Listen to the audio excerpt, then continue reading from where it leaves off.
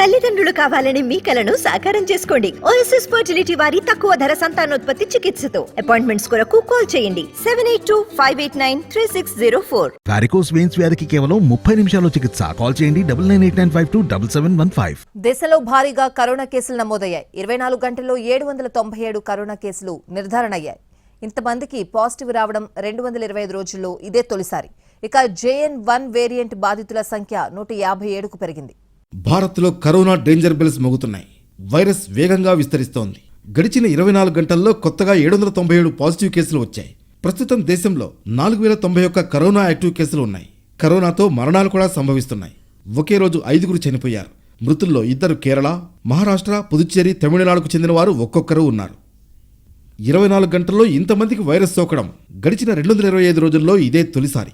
అంతకుముందు ఏడాది మేలో గరిష్టంగా 865 కోవిడ్ కేసులు నమోదయ్యాయి. అటు కొత్త వేరియంట్ JN1 కేసులు పెరుగుతున్నాయి.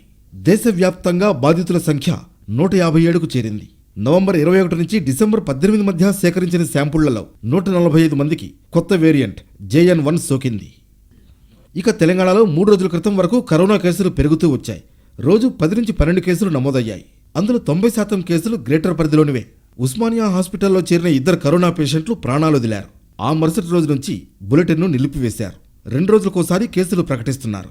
పొరుగున ఉన్న మహారాష్ట్రలో కేసులు భారీగా వస్తున్న సమయంలో ఇక్కడ బులెటిన్ ఇవ్వకపోవడం సరికాదంటున్నారు వైద్య నిపుణులు.